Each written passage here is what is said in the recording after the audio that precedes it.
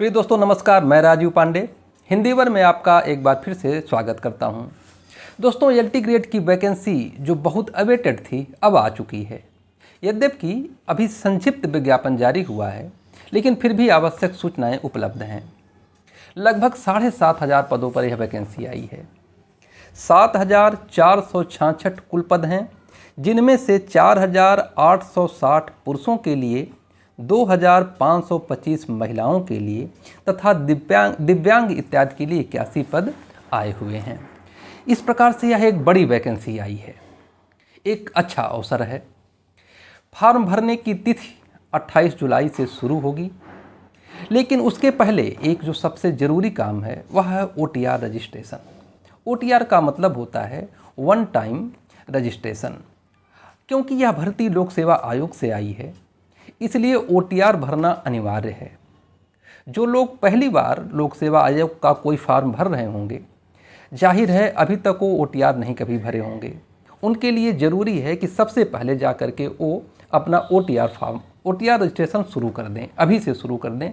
क्योंकि 28 जुलाई से पहले या फॉर्म भरने से पहले भी आप अपना OTR रजिस्टर कर सकते हैं, बल्कि कर ही लेना चाहिए।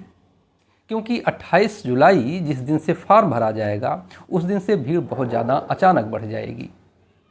तो आप सबसे पहले जा कर के अपना OTR आज से ही भरना शुरू कर दीजिए। एक बार OTR भर लेने के बाद फॉर्म भरना बिल्कुल आसान हो जाएगा। फिर बात आती है इसकी अर्हता की, कि एलटी ग्रेड की अर्हता या एलिजिबिलिटी क्या है।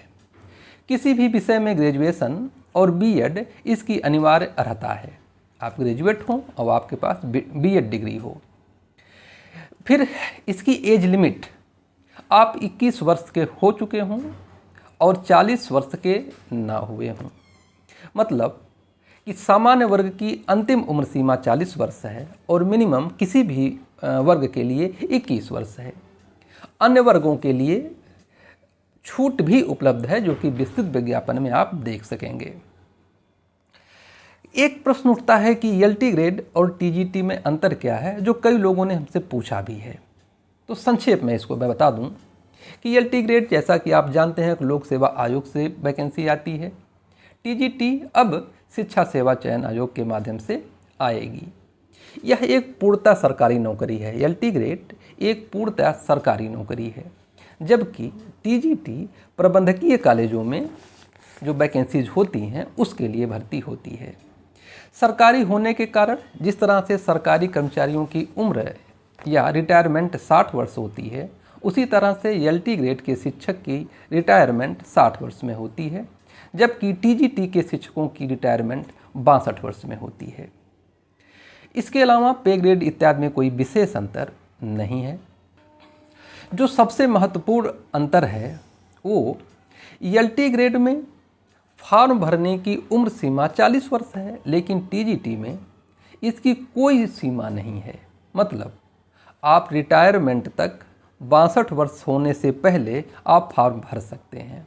कहने का मतलब इसकी अंतिम सीमा निर्धारित नहीं की गई है। इसलिए ऐसे लोग जो 40 वर्ष से ऊपर हो गए हैं वे भी टीजीटी भर सकेंगे, लेकिन एलटी ग्रेड में यह अवसर उनको नहीं मिलने वाला है जो 40 वर्ष से ऊपर हैं और सामान्य वर्ग के हैं।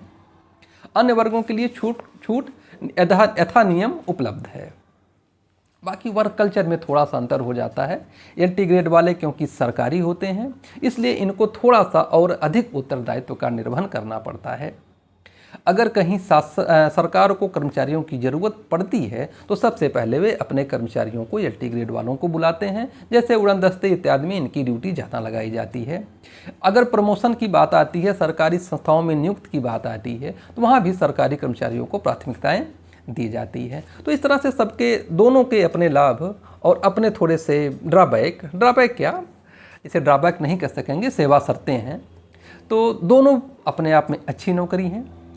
जो भी सामने है सबसे पहले उसे हासिल करने का लक्ष्य होना चाहिए। तुलना का तो कोई मतलब ही नहीं यहाँ है। यहाँ एलटी ग्रेड आया है तो एलटी ग्रेड के लिए हमारी तैयारी एकदम शुरू से अभी हो जानी चाहिए।